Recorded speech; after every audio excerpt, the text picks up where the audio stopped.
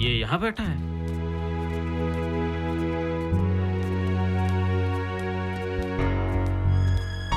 क्या भाई? अरे कहाँ खोए हुए हो? तुम्हें प्रोफेसर साहब ढूंढ रहे थे। यार मैं सोच रहा था पेंटिंग बनाऊं तो बनाऊं किसकी? कभी इन शहर के इमारतों की, तो कभी दम घोट देने वाले ट्रैफिक की तस्वीर, तो कभी आंदोलनकारियों के जुलूस की तस्वीर। क्या हम इन्हीं सब चीजों की तस्वीर बनाने के लिए चित्रकार बने हैं?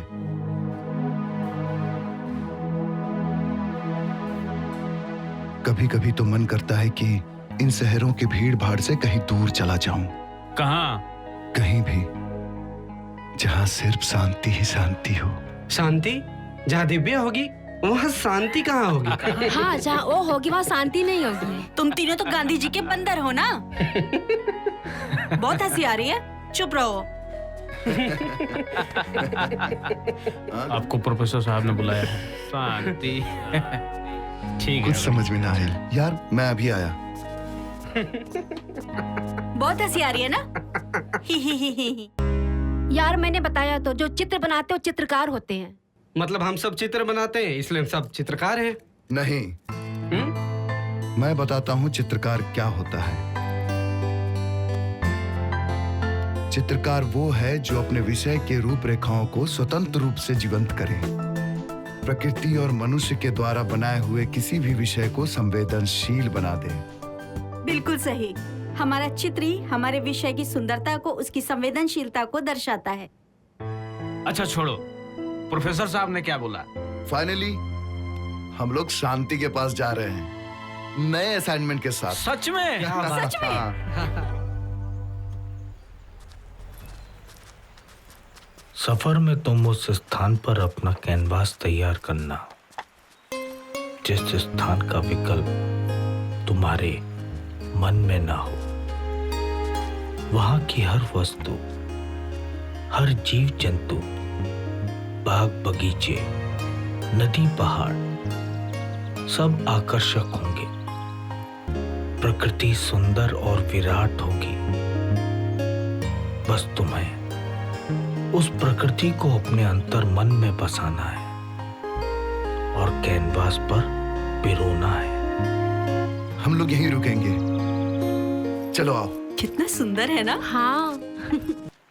भोजपुरी गाना नहीं बजेगा। चालू कर। चालू तो होगा पर भोजपुरी गाना नहीं बजेगा। भोजपुरी गाना ही बजेगा।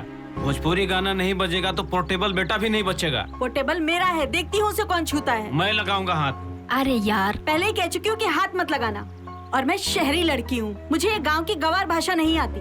गंवार केकरा बोलो ताड़ीस रे? तेरे को। आराम से रहो। क्या दिव्या हमेशा लड़ती रहती हो? विद्या, एकरा समझाओ। एकर हिंदी भाषा भोजपुरी भाषा से ही पैदा भइल बाटे। आए बड़े ज्ञानी। ठीक है, रिलैक्स। हाँ, कि वहाँ शांति नहीं। वरना जाने देना यार।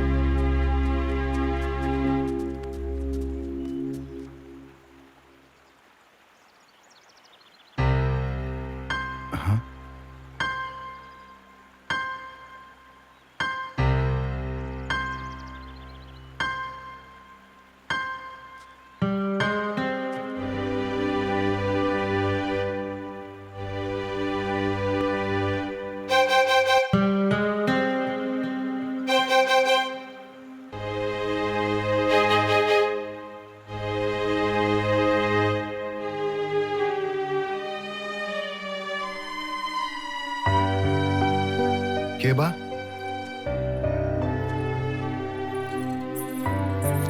अरे सुना था।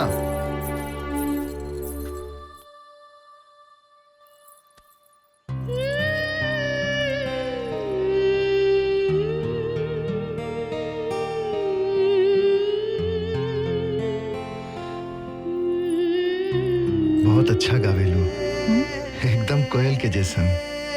कलाकार हवा। काहे? एगो कलाकार ही ऐसन बात कर सकेला। बुझाता कलाकार के बहुत अच्छा से पहचाने लू। का नाम है तोहार? गुलाबिया। वाह, बहुत अच्छा नाम बा। हाँ, एकदम देसी भी। हम पहाड़न लड़की के नाम देसी ना होखी तो का बिलायती होखी।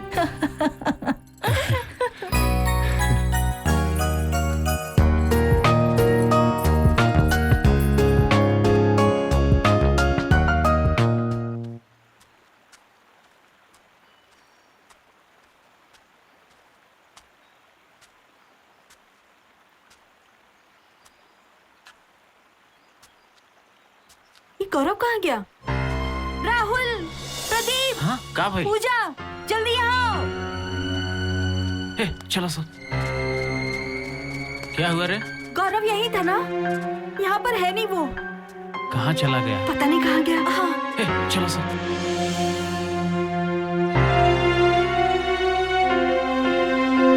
ढूंढने के चक्कर में अपना टाइम बर्बाद कर रहे हैं हम लोग। इसी तरफ देखते हैं, लगता है यहीं पता कहीं नहीं आया कहाँ होगा। चला गया है।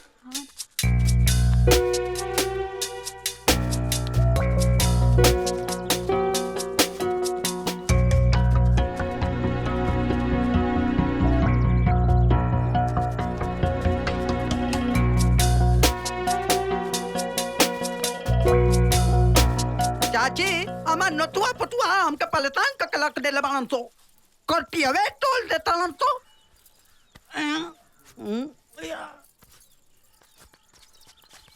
इनसे पूछते हैं। नमस्ते। नमस्ते। हमारे को यार भुला गइल बा। तू देख ले बड़ा। यार तू लोग कहाँ से आइल बालदा? हम लोग बनारस से आए हैं। हाँ। और ये पूजा है। नमस्ते। मैं दिव्या, ये राहुल, ये प्रदीप। हमारा एक दोस्त खो गया है। अगर आपको दिखाई दे तो हमें बता दीजिएगा। दोस्त? दोस्त का क्या नाम है? गौरव। गौरव। गौरव? ठीक बा। अगर वो ये बस्ती में कहीं दिखाई दे ना तो हम लोग के दलूल कबल कर दे। ठीक है काका। ठीक ठीक ठीक ठीक बा। प्रणाम। नमस्ते। परेशान कर दिया गौरव ने। ताती हाँ तो लोग अगर एगो लड़का के रखिया जा ना तो हम के कबल कर लिया जा। हम वो लोग के कबल कर देब।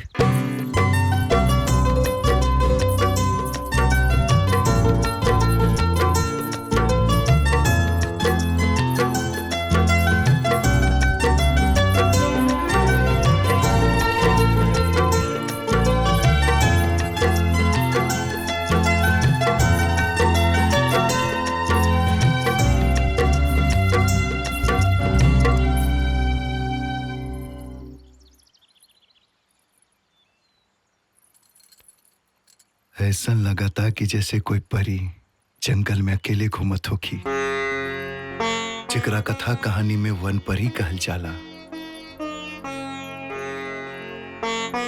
ऐसा लगता कि जैसे कोनो हम सपना देख रहल बानी। हम एगो चित्रकार बानी, तस्वीर बनाइले। तोहरा कोनो दिक्कत ना होखे तो हम तोहार तस्वीर बनावल चाहतानी। हम अभी रंग के झोला लेके अभी नहीं। हाँ? अभी तो हमनी के मिलल बानी जा, थोड़ा सा वक्त बीत जाए दा। ठीक बा। ठीक बा, तो हम चलत बानी। फिर कब मिलबू? हाँ, जब तू चाहबा।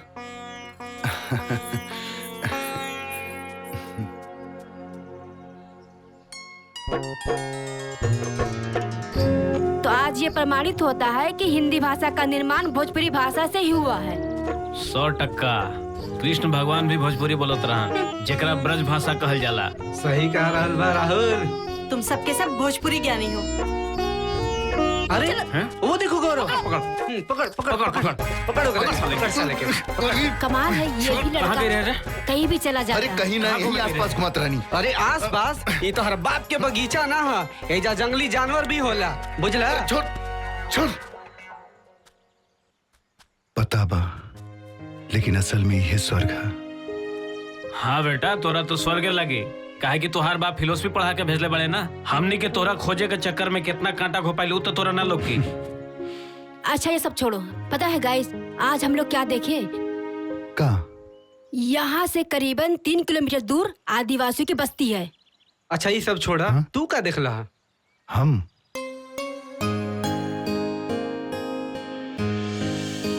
बेटा, जब कोई चीज तुम्हारे लिए बेहद अनमोल हो तो लोगों को उसके बारे में बता के उसका मूल्य मत घटाओ।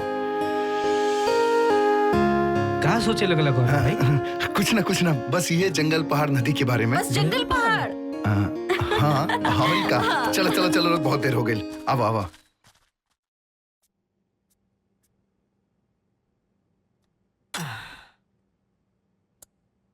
ला खीर टेस्ट करा।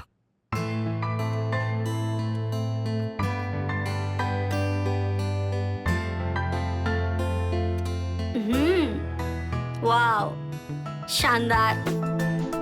तोरा हाथ के बनावल खाना के सामने तो हम जैसी औरत भी फेल बिया।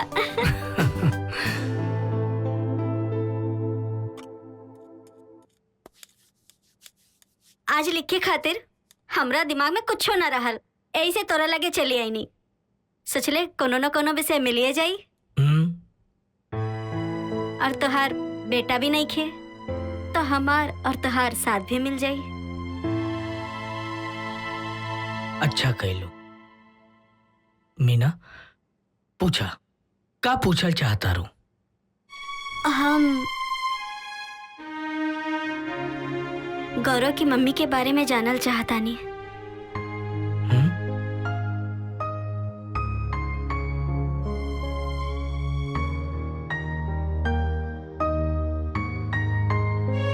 रउआ के टेंशन लेले की कोनो जरूरत नहीं खे, सब काल्पनिक रही।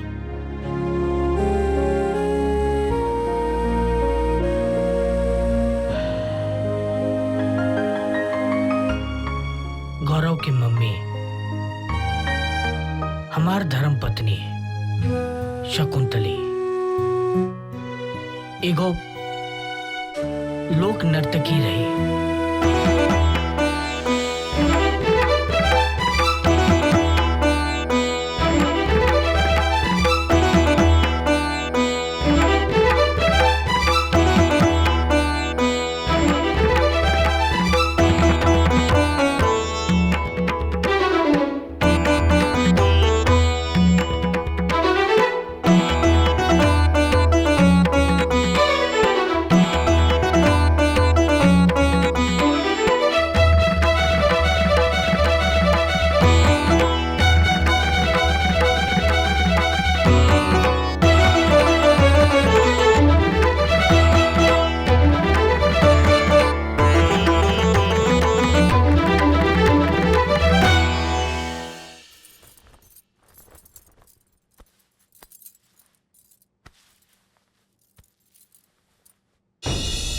अरे शकुंतली,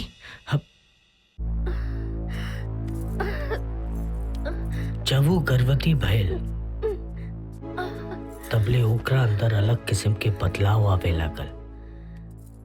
बाकी मेहरारून के जैसन उहो पेट में होके वाला हलचल के बताइत।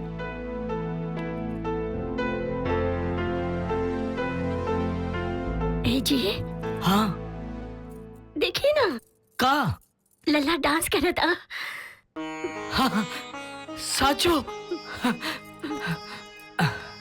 जब शकुंतली आखिरी महीना में रही तब एक दिन वो जोर जोर से नाचे लागल। हम ऊपर के कमरा में रहे।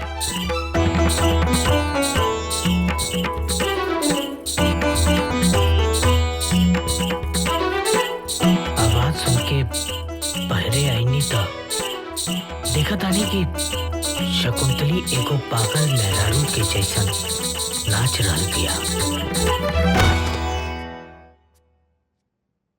शकुंतली,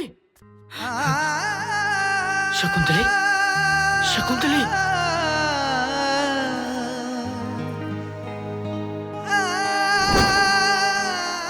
ओकर खून देख के हम घबरा गई और ओकरा तुरंत हॉस्पिटल ले गई नहीं।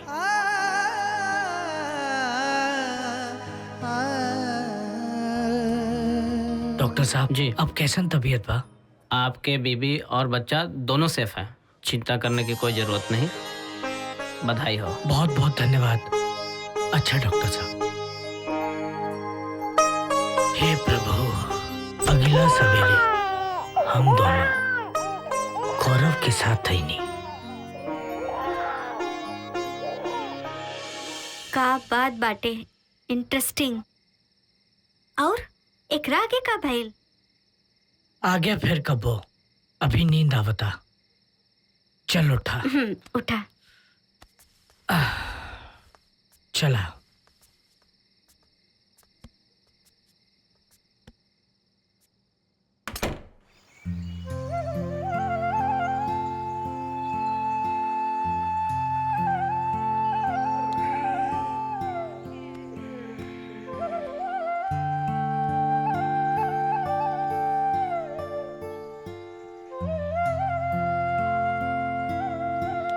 ए राहुल राहुल दिव्या अरे ये सवेरे सवेरे गौरव कहाँ चल गई? उठ उठ, सवेरे सवेरे गौरव कहाँ चल गई?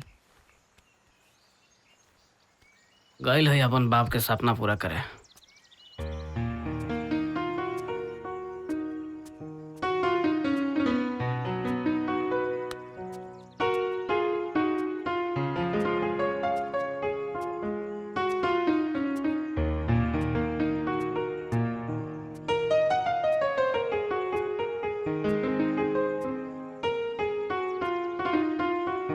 अरे अरे तू हो कमाल बाड़ो, पेड़ पे चढ़ गईलू। तू हूँ आजा। ना ना ना, हमें जे नीचे ही ठीक बानी। आवा ना। लेकिन हमके पेड़ पे चढ़े ना आवेला। आवा। ठीक बा, इतना कहा तारो ता कोशिश करता नहीं। लेकिन कैसे चढ़ा? बाप रे। हाँ। अरे अरे अरे अरे अरे काहे मजाक कर रहल बाड़ो हमरा साथे? आवा हमरे भेरी। आवा आवा हमरे भेरी आवा। ना ना, हम अब नहीं। काहे? डर लागता का? डरब काहे? हाँ हाँ, बता नहीं, रुका। कैसे उतरब? अरे बाप रे, माई रे। हाँ रहल बानी। अरे ओहो, काहे परेशान कर रहल बाड़ू?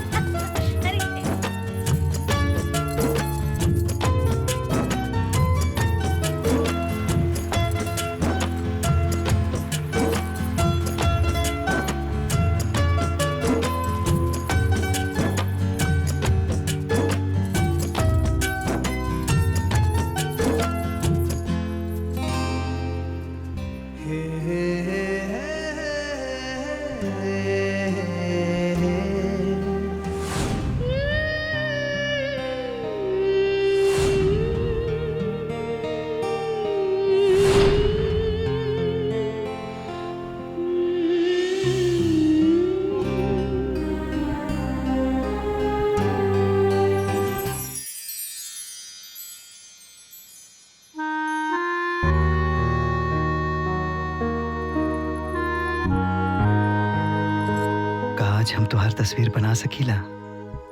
हाँ बना सकेला, बाकी ए वक्त ना ठीक रात के 12 बजे। 12 बजे? हाँ 12 बजे झरना के पास। ठीक बा।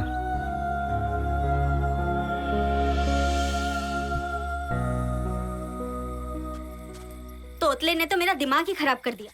मन तो कर रहा था कि उसे 2-3 जूते मारूं। ओकरा बाद तो तू ये जंगले में ना दिखाई दे। तू चील खवा जिसन तोरा नोच खैता सन। हो गया तुम्हारा? चुप रहो। हाँ यार, उस तोतले के मुझे शराब की बात आ रही थी। ओ सिट। सच कह रही हो। हाँ गाँवटी है ये सब। आ गेला लोग? का बात बा? खाना बन रहल बा? बन ना रहल बा, बन चुकल बा। अरे भगवान, सूरज देवता किन्ने से उगले? पश्चिम से। लग तो यही रहा है। हम लोग बहुत थक गए हैं सच में। ऐसन का कहले बाड़ा कि थक गईला? तुम्हें क्या पता आदिवासियों की बस्ती में क्या क्या हुआ।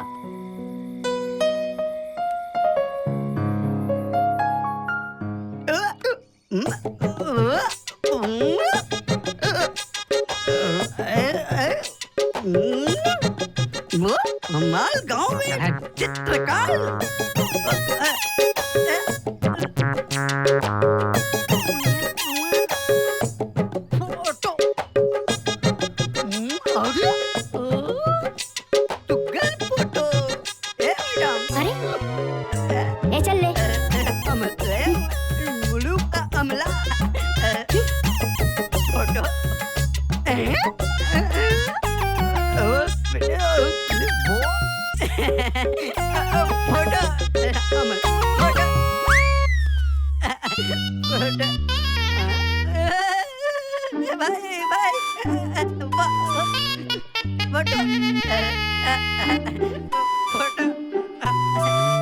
चला हट यहाँ से।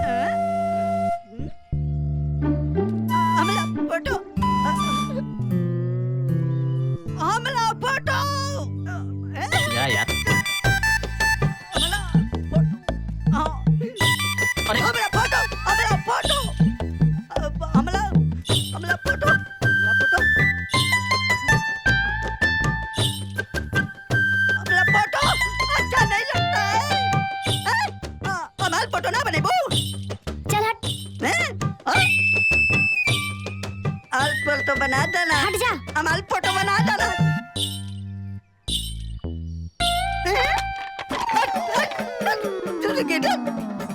हमारा फोटो बनाओ हमारा फोटो बनाओ ना बने बू पागल है ये। चलो चलो यहाँ से निकलो, चलो चलो चलो चल दिव्या भाग, फोटो ना बने जल्दी कर। चल कम लिखा ना फोटो ना चल दे भाग ये मत भाग कर तो भाग जा तो ये मत हमला गांव में आके हमार फोटो ना बने तो तू लोग का हाथ तो बता मडाली होता है यहाँ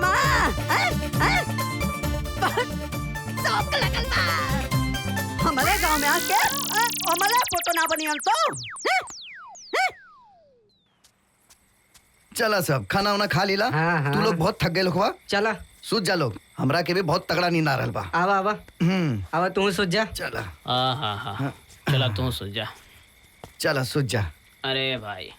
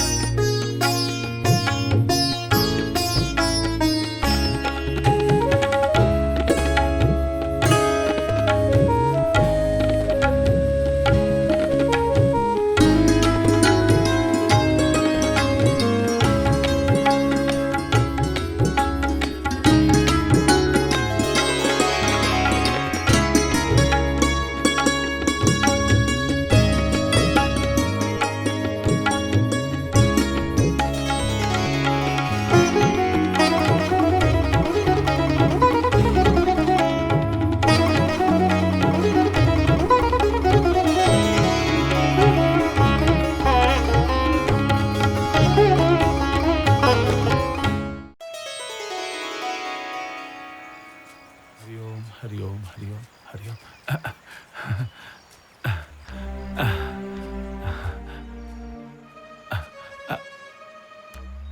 हे प्रभु, लाख लाख धन्यवाद।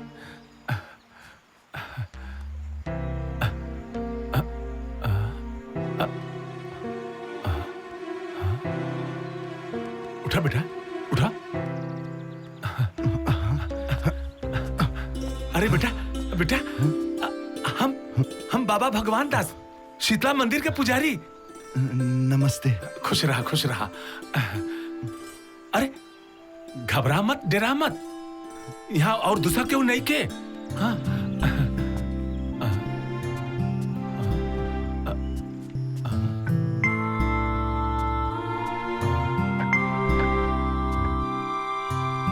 ओहो, हम कैसे सूत गए नहीं, पेंटिंग भी अधूरा रह गई।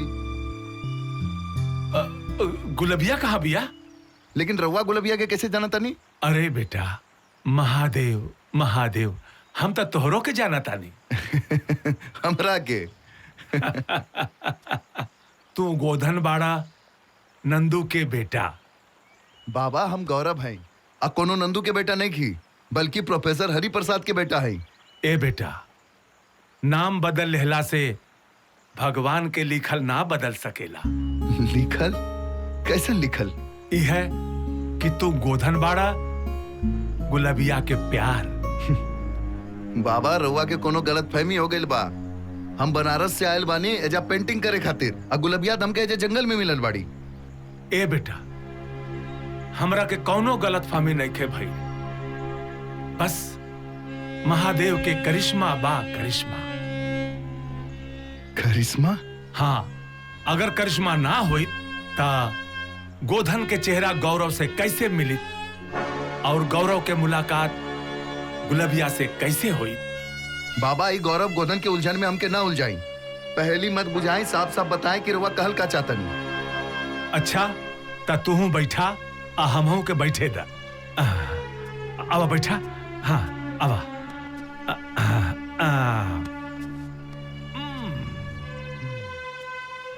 देखा, यहां से कोस भर दूर पहाड़ी के वह पार एगो गांव रहे। शिवगढ़ में ठाकुर अमरेंद्र सिंह, जेकर व्यक्तित्व शिवगढ़ के धरती पे एगो विशाल पर्वत के जैसे वर्षों से विराजमान रहे। शिव के सेवक और ये गरीब अनाथ के देवता ठाकुर अमरेंद्र सिंह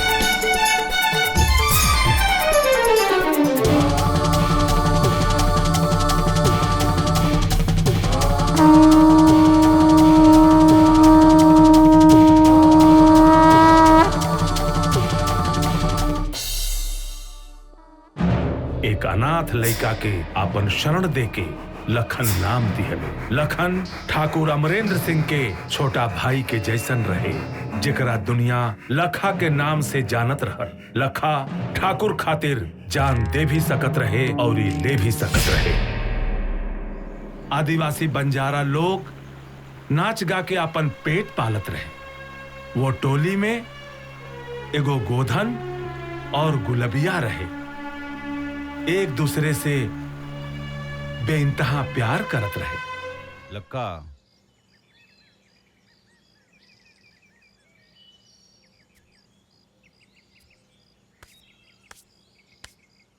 लक्का आओ तनी।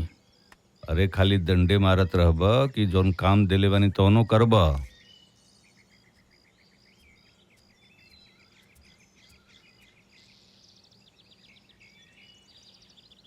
एक पड़ा, एक दो,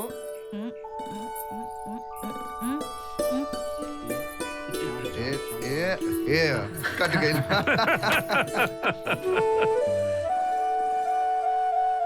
चली चली। मजा आ गया।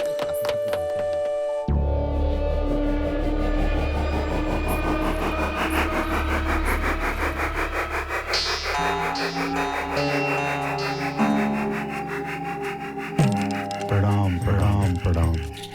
प्रणाम। कैसे आना भाई? बड़े भैया अमरेंद्र ठाकुर हवेली पे नाच के प्रोग्राम रख ले बना और यही खातिर आप लोगों के न्योता भेजले बना। दाम का मिली? जितना तो के मिलत हुई ना, जस्ट ओकरे तो को ना। और हाँ, कोनो नौसिखिया के मत बेच दिया। ठीक बा, सौदा पक्का। तब ठाकुर साहब के हवेली पे हमरे सबसे अच्छा नर्तक गोधन और गुलबिया नचिया।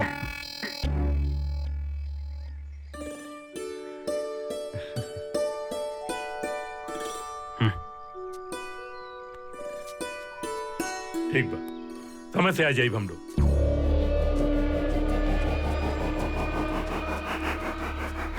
काल्हे के नाच के प्रतिनिधित्व गोधन और गुलबिया करी हैं।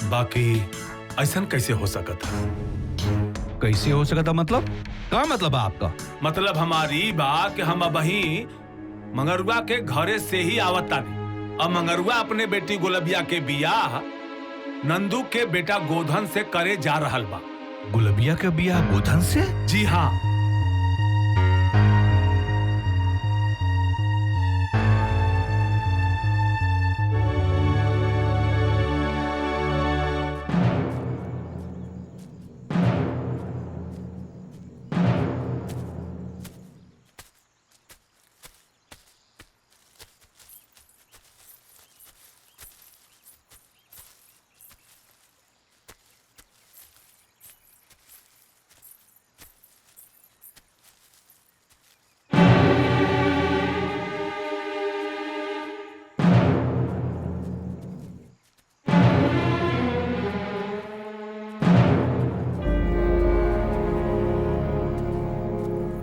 गोधन,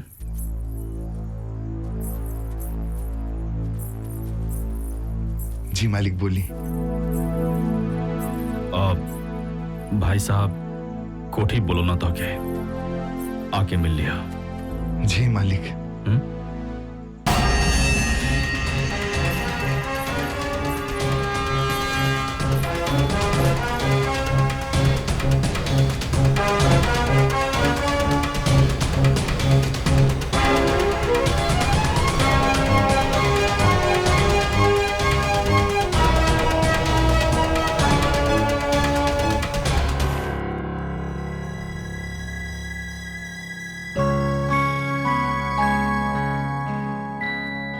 मालिक रवा हमके बोलोनी है का?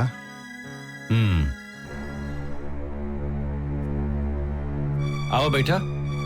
अरे मालिक हमार कहाँ औकात बाकी हम आपके सामने बैठी। अरे नहीं नहीं गोधन, औकात जैसन चीज जोन बा तो मनुष्य का बनावल है। देखा भगवान सबके एके जैसे बनावेलो, जात पात तो मनुष्य का बनावल है। और जानत बाड़ा गोधन, हम लोगन के शास्त्र में जात का व्यवस्था नहीं बा, वर्ण व्यवस्था बा। मालिक हम कहाँ इतना पढ़ले लिखने बानी की इतना कुछ जानी, सुधर ठहरनी। गोधन बैठा, आवा बैठा बैठा। हमारा आदेश नहीं मनवा, बैठा आवा। बैठा। जी मालिक। जी मालिक बोली। अरे यहाँ बैठा, यहाँ यहाँ यहाँ बैठा, यहाँ बैठा। का कला तू कि तू शूद्र बाड़ा? तो सुनो गोधन, तू भले पढ़ल लिखल नहीं खा, लेकिन रामायण गीता महाभारत का नाम सुनले बड़ा ना? सुनले बड़ा की ना? हाँ सुनले बड़ा ना? जी सुनले बनी। जान दड़ा गीता के 18वां अध्याय के 41वां नंबर श्लोक में कृष्ण भगवान का कहले बना जान दड़ा? ब्राह्मण क्षत्रिय विंशा शूद्राण च परतपः कर्माणि प्रभिवक्तानि स्वभाव प्रभवे गुणी। समझ में आइल? ना मालिक हमके कुछ समझ में ना आइल। जाना दड़े कर का मतलब होला? कर मतलब ये होला कि ब्राह्मण क्षत्रिय वैश्य अशूद्र के कर्म आओ के स्वभाव के और गुण के आधार पर बांटल गईल बा। यही से हम कुल नहीं मानिला। अरे वाह कितना महान विचार बा आपके। खैर उकुल छोड़ा, जाना ताड़ा हम तो के काहे के बुलौली हैं? काहे मालिक? गोधन एक बात बतावा, तू दिन भर में कितना कमा लेला? कुछ खास ना मालिक, बस गुजर बसर हो जाला। यही गुजर बसर पर तो गुलबिया से बियाह कल चाहता रहा। तो के पता बा कि एक जवान खूबसूरत लड़की का इच्छा होला, का अरमान होला? का अरमान होला मालिक? ये सब बारे में हम कबो ना सोचनी। तही कुल के सोची? तू गुलबिया से बियाह करे जात बाड़ा, ओके तू अपन मेहरारू बनईबा, हैं? बतावा। जी मालिक। का जी मालिक जी मालिक जी मालिक लगोले वाला? तू हमारे एक बात माना, तू गुलबिया के खुश नहीं रख पाई बा। रवा का कह रहल बानी? हमके कुछ न समझ में आ रहल बा। उहे तो हम तो के समझावल चाहत बानी। तू गुलबिया से बहुत प्यार करेला। हाँ मालिक। प्यार कैला से क्योंकि पेट नहीं भरल जा सकेला। प्यार कैला से क्योंकि इच्छा नहीं पूरा कैल जा सकेला।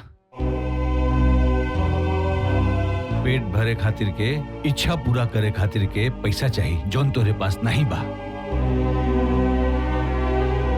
तू बतावा ओकर इच्छा कैसे पूरा करबा?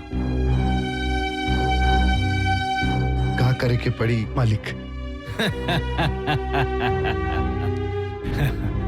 अब सही जगह पर आइल वाला। देखा गोधन, प्यार करे वाला कैसे हूं प्यार कर सकेला। ई कोनो जरूरी नहीं है कि तू गुलेबिया के साथ रहबा तब्बे के तू प्यार कर सकबा। दूर रह कर के भी प्यार कईल जा सकेला। वो कैसे मालिक? अच्छा ही बतावा, तोहरा घर में के बा? हम और हमार बाबूजी बस। माई तोहार नहीं ना? ना मालिक, बहुत दिन हो गए हमके छोड़ के भगवान के पास चल गए। उ तोहरे पास नहीं तक का उनके तू प्यार नहीं करेला? अरे मालिक करीला ना। शाबाश। वैसे ही तू गुलबिया के हमरा खातिर छोड़ दा।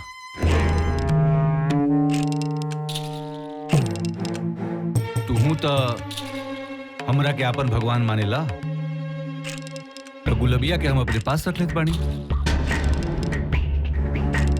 तू ओकरा के दूर से प्यार करा जैसे तू अपने माई के करला। तू चिंता काहे करत बाड़ा? तू ओकरा के जितना प्यार करेला ओकरा से ज्यादा हम ओके खुश रखो। तू तो देखते बाड़ा, हमरे पास जमीन बा, जायदाद बा, दौलत बा, शोहरत बा, इज्जत बा, सब कुछ बा। बस नहीं बा तो एक ठे संतान नहीं बा। का सोचत बाड़ा? कुछ बतावा। आवा छुटकी ठकुराइन आवा। हाँ? छुटकी ठकुराइन? हाँ। हमको समझ नहीं ना ठाकुर साहब। हम तो से बियाह करब तो तू छुटकी ठकुराइन कहिबू ना। हाँ?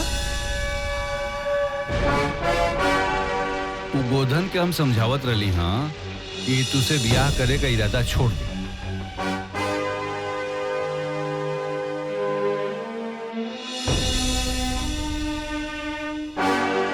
हम तो के रानी बना के रखो। देखो गुलबिया, तो से बियाह करे का फैसला हमार बा। हम तो के सामाजिक रूप से अपनावल चाहत बानी। बाकी तो हम लोगन आपस में समझ ला जा। जितना रुपया पैसा चाहिए, जितना सब मिली, सब कुछ बा हमरे पास। बस अपन मुंह खोला जा।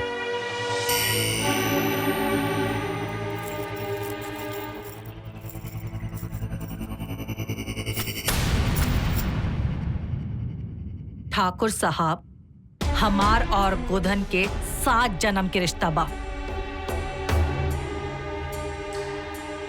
और हमनी के केहू जुदा ना कर सकेला।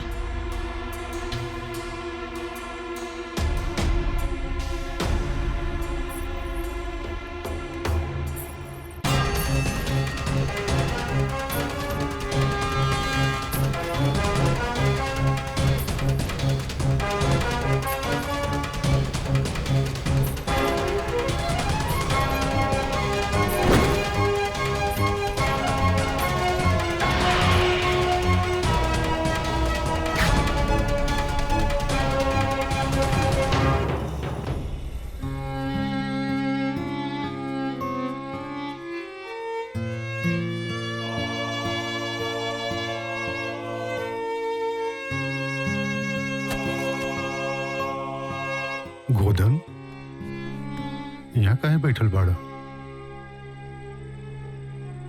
अरे तोहार आँख काहे लाल बा? रोवत बाड़ा का?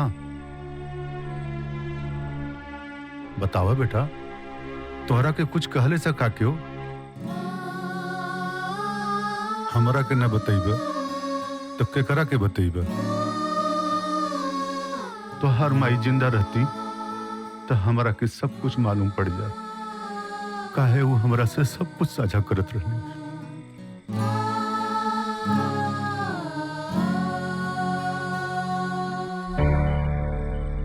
ठाकुर साहब आज हमके बुलौले रहे।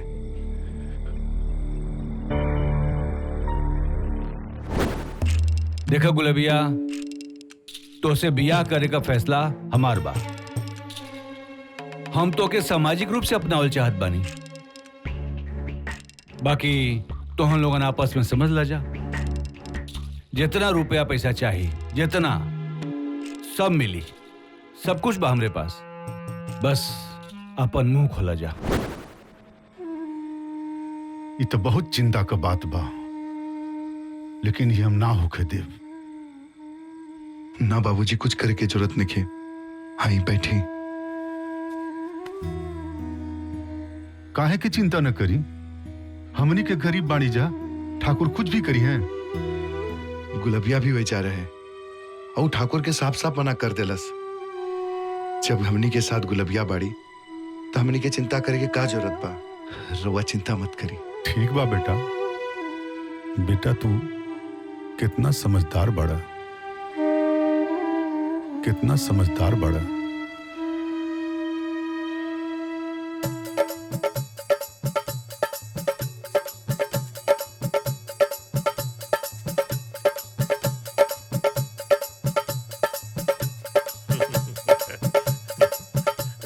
अरे ठाकुर साहब, आप यही जा? हाँ, कुछ बहुत जरूरी बात करे करला तोरा से, अकेला में। हमसे? जी।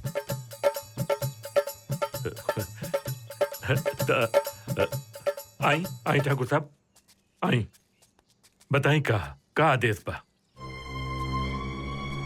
अब कैसे बताई मंगरू बाबू, लेकिन बतावे के तो पड़ी। जी।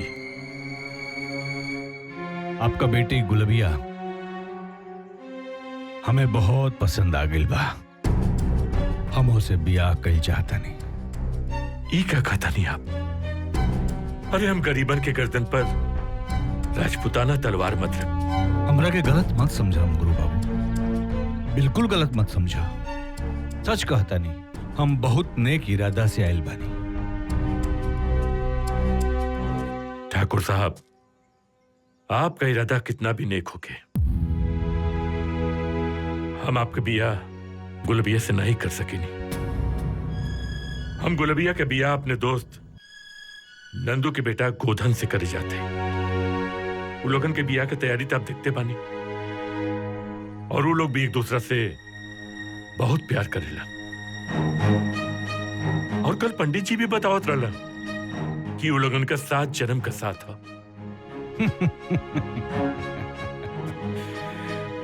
मंगरू बाबू, 7 जन्म का बात छोड़ दा, एक जन्म का बात सोचा। एक जन्म का बात सोचा। सुन ले बाने की तू शतरंज बहुत पसंद बा। जी। तब तो यो मालूम हुई कि शतरंज के खेल में कबो कबो प्यादा भी वजीर बन जाला। हाँ, तो वैसे ही तू ए टोला का मुखिया बन जीबा। आप का कहता नहीं, हमको समझ नहीं की पहली। मंगरू बाबू, जब गुलबिया ठकुराइन बन करके हमारा घरे आई तो तू हमार ससुर हो जाइबा, और जब तू हमार ससुर हो जाइबा तब हम तो के कोनो चीज का, रुपया पैसा धन दौलत, कोनो चीज का कमी नहीं होके दे।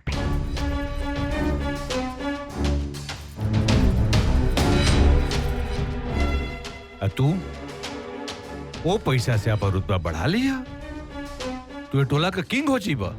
काहे नहीं का समझाती बात के? तू समझे के कोशिश कर। हम का कहता नहीं, समझे के कोशिश कर। समझ गिला ना? है रखा ठीक बा। अब बात बाकी ड्रामा कैसे तैयार करे के बा, ये तो के अच्छी तरह से मालूम बा। समझ गिला?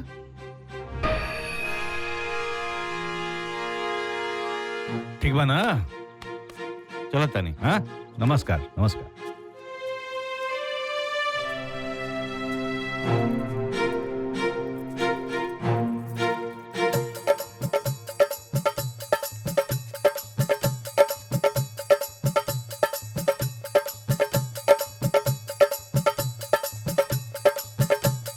बैठो बेटा, बैठो।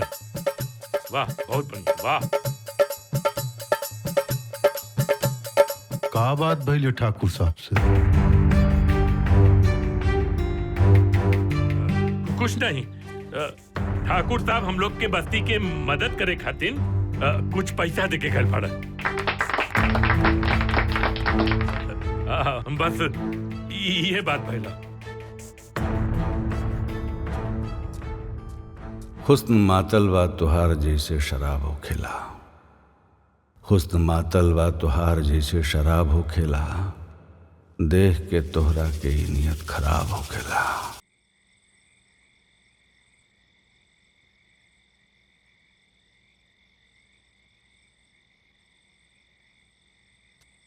ये सब का चल रहा बाजी? हमरा के ही बताई, मंगरवा के इतना रुपया रवा काहे के देनी है? अरे हम कुछ पूछ रहल बानी, सुनाई देत नहीं खे?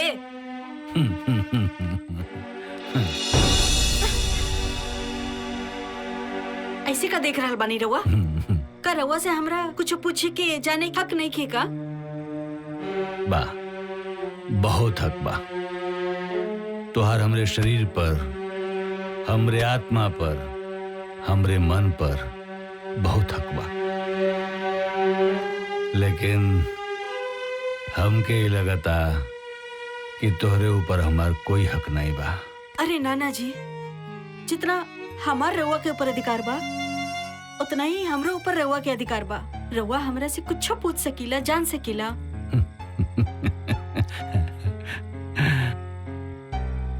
बिना पूछले बिना मंगले कुछ ना देबू। रवा बात के बनाई मत। पहले हमरा के ये बताई कि मंगरवा के इतना रुपया रवा काहे के देनी है?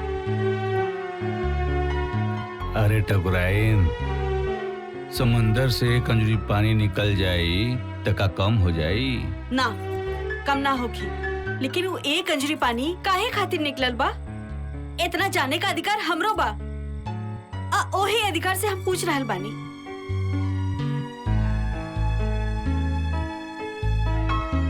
रवा के का लागता? रवा हमरा से कुछ ना बताए तो हमरा के मालूम ना पड़ी? अरे हमके सब मालूम पड़ चुकल बा। का मालूम पड़ चुकल बा? हाँ, बतावा बतावा का मालूम पड़ चुकल बा? अरे गुलबिया के खरीदे के, ओकरा से ब्याह करे के पूरा इंतजाम हो चुकल बा। तमे गलत का बा? अरे अपने हवस के शांत करे के खातिर एगो मासूम के बलि चढ़ाई रहुआ। खामोश, खामोश ठकुराइन। तू हमरा के हवसखोर बना देलू। तोरे नजर में आज हम रावण हो गईली। हमरे बाप दादा के इतनी दौलत, इतनी जागीर, इतनी मिल्कियत, लेकिन ओके चलावे वाला क्यों ना? न तो एक ठे बेटा, न तो एक ठे बेटी। हम तो उसे का मांगत रहले? सिर्फ एक ठे औलाद? वो भी तो तू ना देलू। हमरे पास जवन कुछ बा वो केकरा खातिर के बा? के कर सुख भोगी? आ तू कहत बाड़ू कि हम अपन हवस के शांत करे खातिर गुलबिया के शिकार बनावता नहीं। छी, छी बा तोरे सोच पर।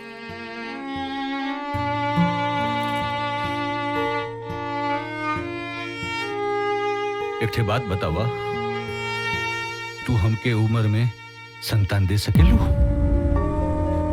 बोला, बोलत काहे निखू?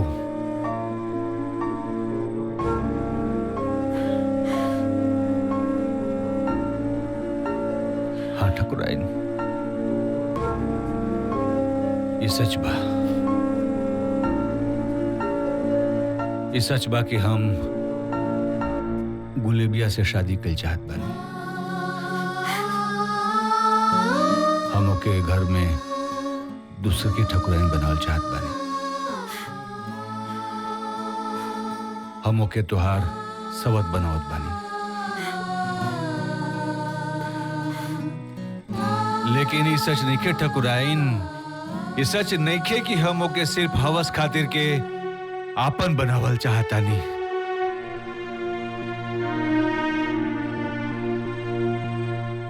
हमसे गलती भइल बा, वो गलती का हमके एहसास भी बा, लेकिन अब कुछ ना हो सकेला। तीर कमान से निकल जाला तो वापस नहीं आवेला ठकुराइन। हमें तो से सब बतावे के चाहते हैं, लेकिन हम तो के बिना बतौले सब कैली। हम रउआ के दर्द समझ सके नहीं, लेकिन हम रउआ के ई पाप नहीं खी करत देख सकत। ये जी गोधन और गुलबिया एक दूसरे से प्यार करेला, उन्हीं के साथ अन्याय मत करी रउआ। ठकुराइन, हम बहुत आगे बढ़ चुकल बानी, तो बीच में बिल्कुल मत पड़ा। तो ठीक बा, हम कुछ सोच ले बानी। अब हम देखा तानी ओहनी के केहू कैसे अलग कर सकेला।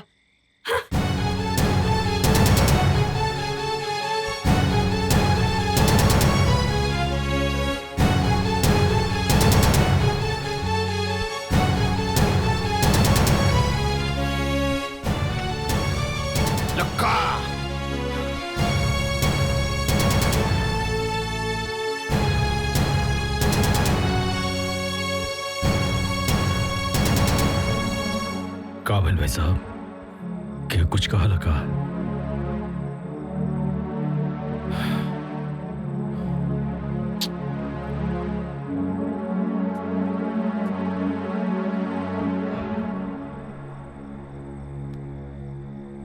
भाई साहब, हम बचपन से आपके अपन बड़ भाई माने नहीं। हमरा के ना बताइब का?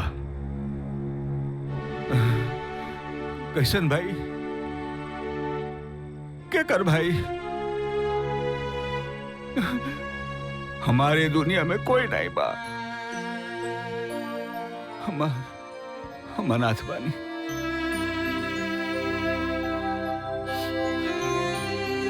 इतना संपत्ति, इतना जायदाद, इतनी बड़ी मिल्कियत, सब अनाथ बा, सब अनाथ बा।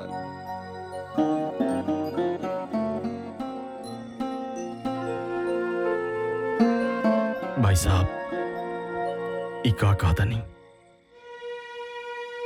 हम आपके कोनो काम में ना आ सकें तो हमारे जिंदगी पे धिक्कार बा। एक अनाथ बालक के लाके पाल पोस के बड़ा कर देनी, लखन नाम देनी आप।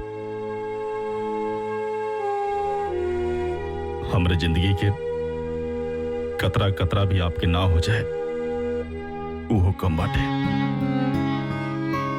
भाई साहब, आप खाली हुक्म करी हम कि आप। हम बहुत समझौली हैं, गोधन के समझौली, गुलबिया के समझौली, ठकुराइन के भी समझौली हैं, लेकिन क्यों तैयार नहीं भेल। भाई साहब, जब सीधी उंगली से घी ना निकले ना तो अंगुली टेढ़ काट जाए। ई गुस्ताखी माफ करे वाला नहीं है। आपका ब्याह गुलबिया से हुई,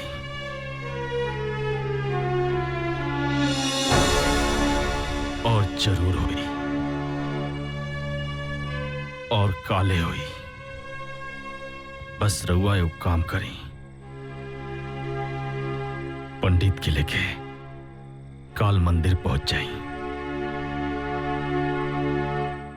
वहां हम हो पहुंचाओ और ब्याह हर हाल में होके रही।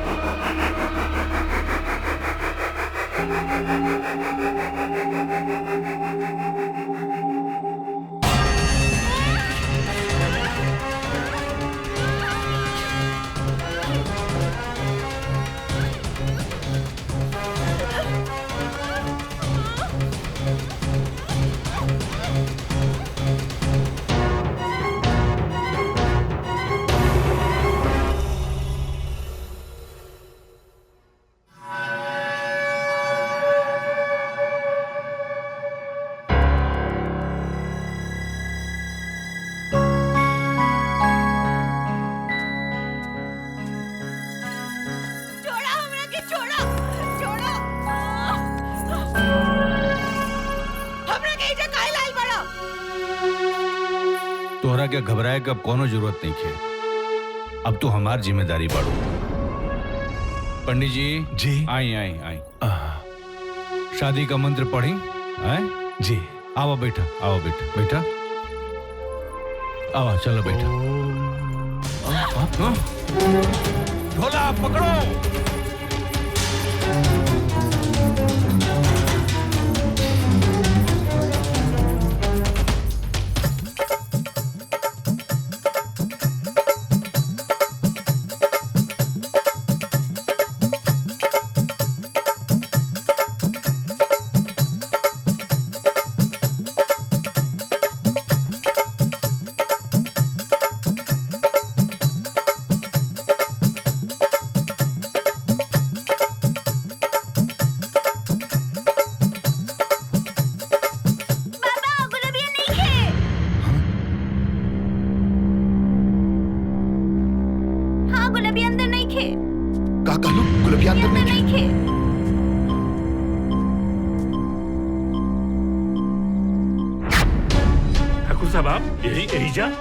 हाँ, कुछ बहुत जरूरी बात करे करला तोरा से अकेला में।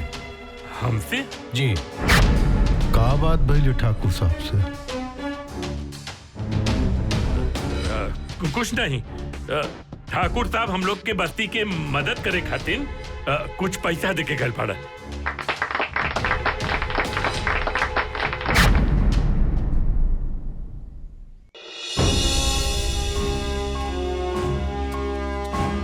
बताओ कहाँ बा गुलबिया? ठाकुर से तहार का बात भइल? बता।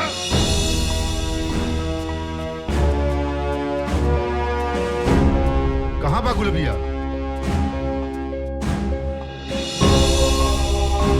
अरे ई का बताई, हम बतानी। अरे ये अपन बेटी के सौदा ठाकुर साहब के हाथे कर देले बा। ठाकुर साहब गुलबिया के पुराना शीतला मंदिर में लेके गए बाड़े, जबरदस्ती ब्याह करे के खातिर। जा जल्दी से ओकरा के बचा ला। जल्दी करा, जा।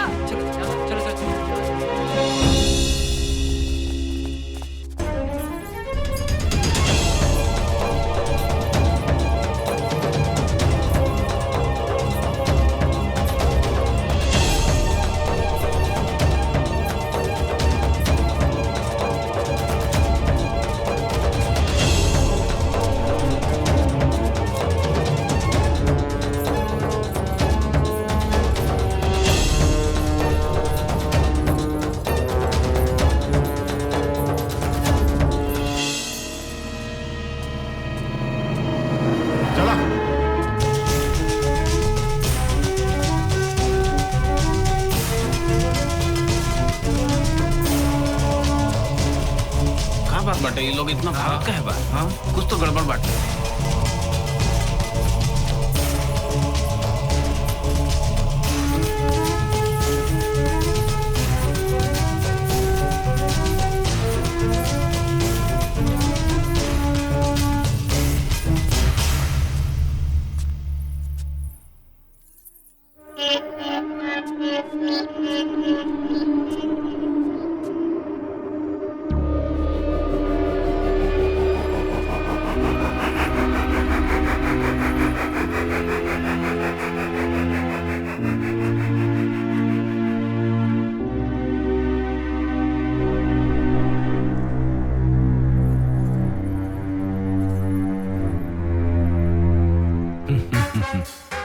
भागल चाहताड़ू? हाँ, कहाँ भाग के जेबू? बतावा।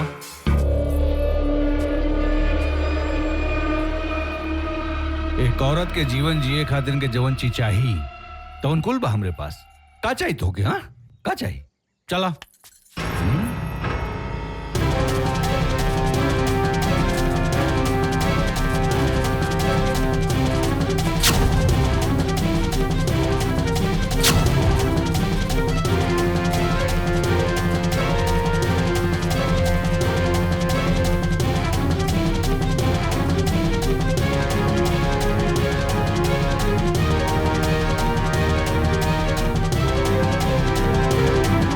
ठाकुर साहब, रघुआ ये नीच हरकत करके ठीक नहीं की दी। एकर सजा आज आपके भुगते के पड़ी। लग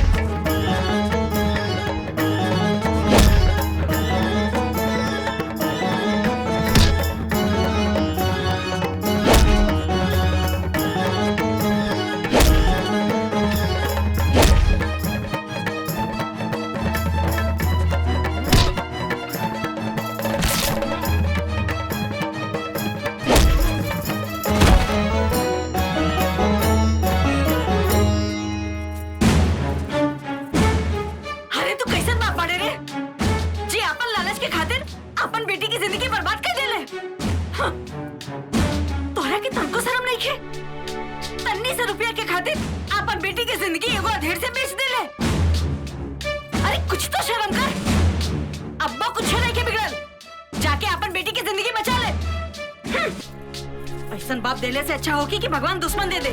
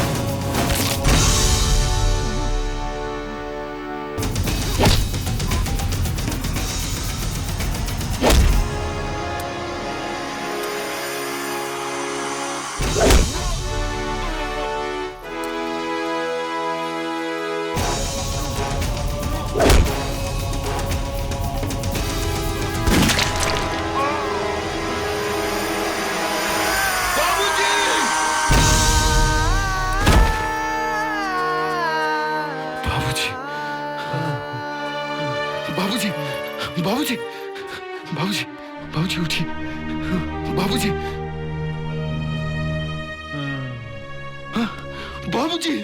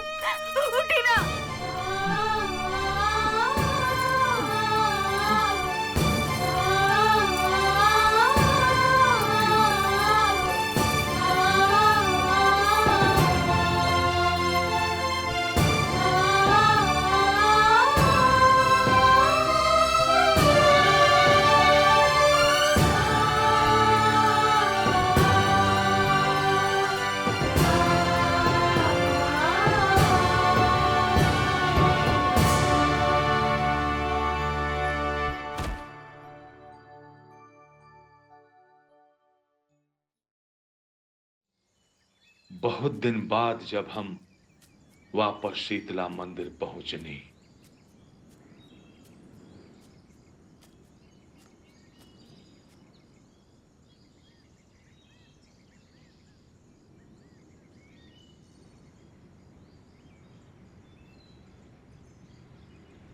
शीतले तम जगन्माता, शीतले तम जगत पिता, शीतले तम जगत धात्री, शीतलाय नमो नमः। त्वमेव माताश्च पिता त्वमेव, त्वमेव बन्धुश्च सखा त्वमेव, त्वमेव विद्या द्रविणं त्वमेव, त्वमेव सर्वं मम देव देव। ओम जय माता की, जय माता की, जय माता की, जय माता की, जय माता की।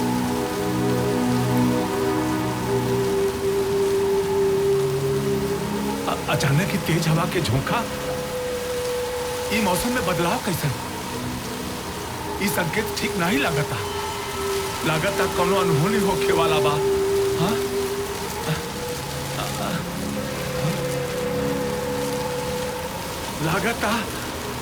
लागता जरूर कोनो अनहोनी होखे वाला बा।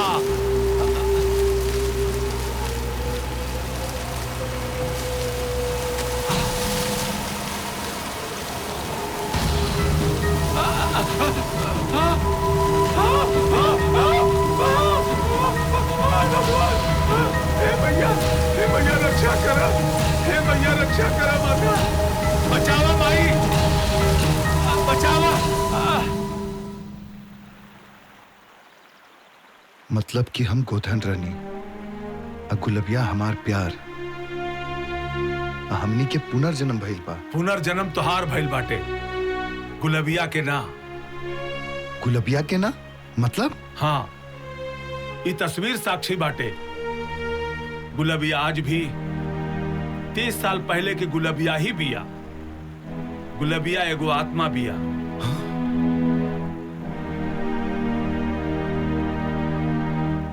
जे आज भी अपन प्यार के इंतजार में भटकतिया।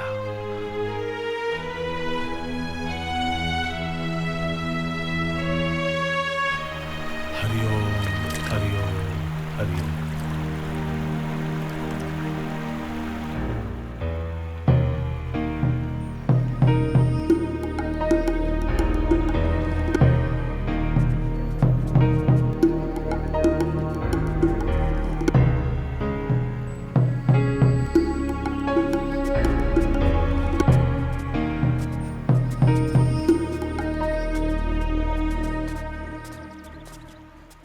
गौरव, हमने तुम्हारी सारी बातें सुन ली हैं। अब जाके पता लगा है तुम रोज हमसे छुपकर इस भूत से मिलने आया करते थे। हाँ गौरव, सब कुछ मालूम भइला के बाद भेजा ठहरल ठीक नहीं खे। हमने के चले के चाहिए। चले के चाहिए गौरव, राहुल सही कहत बा। हाँ, अब हम यहाँ से चलते हैं। यहाँ रुकना अच्छी बात नहीं है। हम कहीं ना जाए, तू लोग जाए जैसे। हाँ, पगला के वाले का चलवे कि नहीं जैसे? हम कहानी नाम कहीं ना जाए, तू लोग जाए जैसे। चलो सन।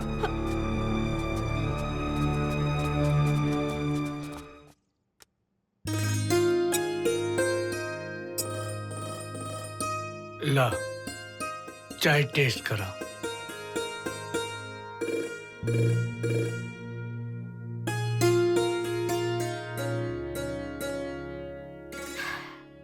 अच्छा, तो शकुंतली फिर कबो नाच गाना ना कैली?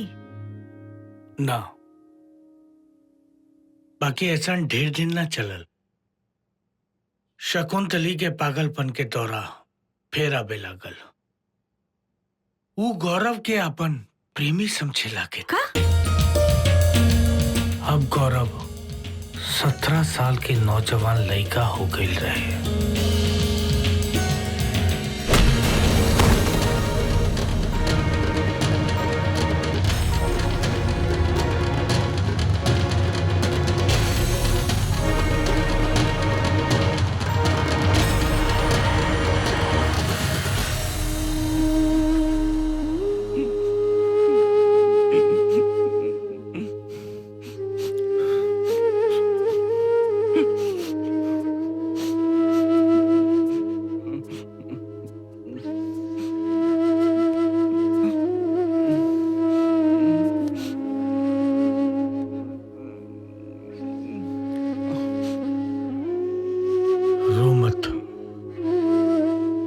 तोहार कोनो गलती नहीं के बेटा। वो तो बस एगो हादसा रहे। चुप हो जा बेटा, चुप चुप हो जा। आवा मीना, गौरव हमेशा हमरे साथ रहे, कतौ न जाइत। पर अब जमाना बदल गई तो ऐसे दूर भेज देनी। फिर गौरव की मम्मी की लाश के साथ का भाई? गौरव की मम्मी शकुंतली। दाह संस्कार कैला के बाद ओकर अस्थि लेकर हम बनारस जात रही।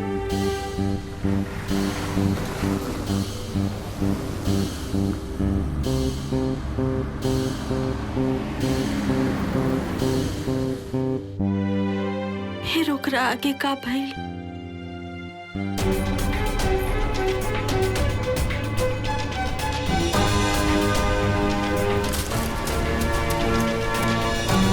फिर हम वही से वापस लौट आई नहीं।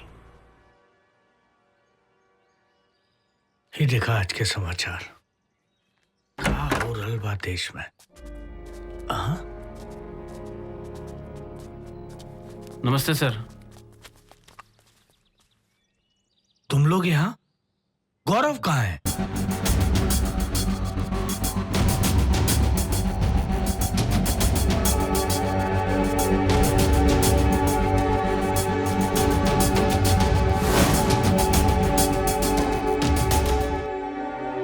कैसे दोस्त हो तुम लोग? ऐसी हालत में अपने दोस्त को छोड़ के चले आए। चलो मेरे साथ। मीना तुम भी चलो। राहुल तुम गाड़ी ड्राइव करो। आओ मीना। चलो राहुल ड्राइव करो। पता नहीं गौरव कैसी हालत में होगा। पुनर्जन्म तोहार भइल बाटे गुलबिया के नाम। गुलबिया आज भी 30 साल पहले की गुलबिया ही बिया। गुलबिया एगो आत्मा बिया।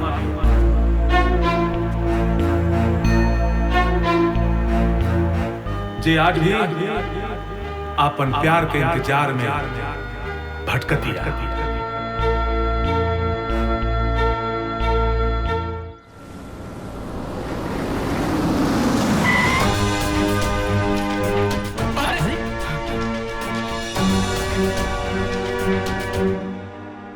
का भइल? इतना जोर से ब्रेक काहे मारा तारा? अचानक गाड़ी के आगे केहू आ गेल रहे। कुछ रहे क्या? दरअसल ही वह जगह रहल जवन हम कहानी में बतवले रही। चलो राहुल ठीक है, डरने ऐसी कोई बात नहीं।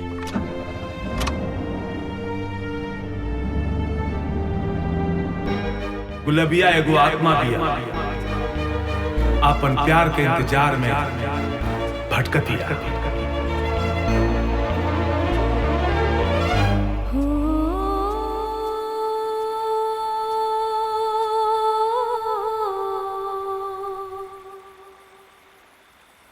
तू हमरा की वजह अकेले छोड़ के कहाँ चल गए रहलू? कुछ बोलत काहे नहीं खू? वो पुजारी जी कहत रहन कि तू इंसान ना आत्मा हो। 30 साल पहले ही तू मर गेल रहलू। पुजारी जी भी ना। हाँ गौदन, पुजारी बाबा सच कहता नहीं। हम तो तोहरे साथ मरल रहनी। गोधन, लेकिन हम तो गौरव हैं। गौरव तो तू दुनिया खातिर बाड़ा, हमार तो तू गोधन हवो। ये सब तू का करल बाड़ो? हमरा कुछ नहीं के समझ में आवत बा। ई सच बा कि मरे वक्त हमार हाथ तोहर हाथ से छूट गए रहे।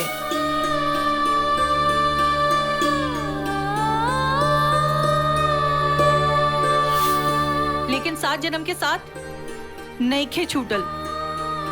तोहर दोबारा जन्म भइल, तबो हम तोहर साथ रहे। तोहर माही के देह में हम तोहरा साथे नाचत गावत चलत रहनी, खुशियां बांटल चाहत रही। बाकी तू इन नौका जमाने में आके नादान बन गई। और जवन आखी से हम तोहरा के देखत रही,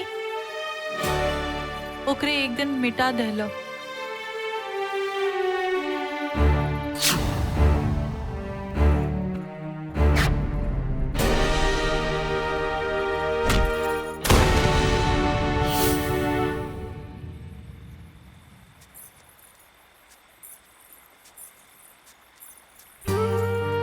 सदी के इंतजार के बाद तू हमरा के फिर मिलल बाड़ो।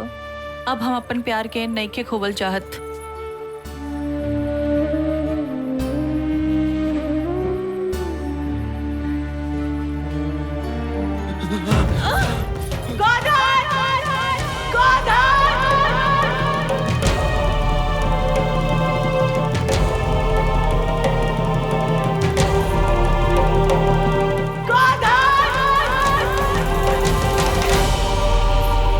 पंडित जी रुकी। पंडित जी का भइल बेटा? वो गुलबिया कहतिया कि हम ही गोधन नहीं। हाँ बेटा, ये बात सच बाटे कि तू ही ओकर गोधन हवे।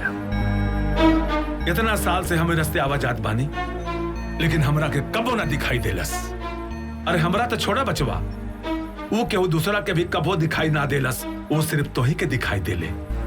काहे कि तू ओकरा खातिर पैदा भइल बाड़ा, इतना साल के इंतजार के बाद वो तोहरा के पौले बिया, वो तोहरा के अपना से दूर कबो ना होके देही। गोधन के दोबारा जन्म भइल बा गौरव के रूप में, ई बात तोहरा के माने के पड़ी। लेकिन ये कैसे संभव है? वो एगो आत्मा बिया, हम एगो इंसान, कैसे मेल हुई? मेल होखी बेटा, मेल होखी।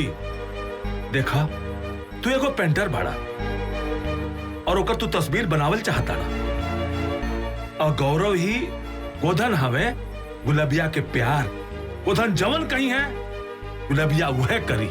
रउआ साफ साफ कहीं कहल का चाहता नहीं? हम यह कहल चाहता नहीं बेटा, तो गुलबिया के पेंटिंग बनैबा और हम वो पेंटिंग में गुलबिया के आत्मा प्रवेश करा दे। काहे कि जहां गुलबिया के मौत भइल रहे वहीं से ओकरा के मुक्ति मिली। लेकिन एगो शर्त बा कि तू ई पेंटिंग केहू के कभो बेच नहीं खा सकत। वैसे चिंता करे के कोनो जरूरत नहीं खे, ऊ तोरा के कब्बो कोनो तकलीफ ना देही। ठीक बा? ठीक बा। जय भवानी, चलतानी।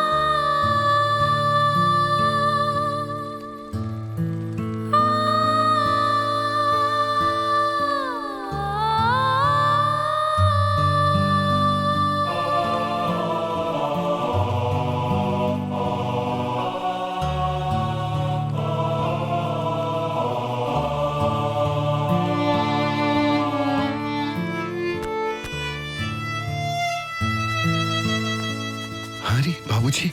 बेटा, ये सब कहा?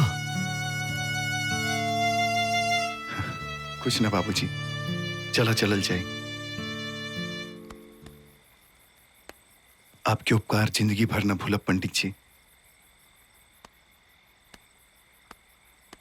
जय भवानी।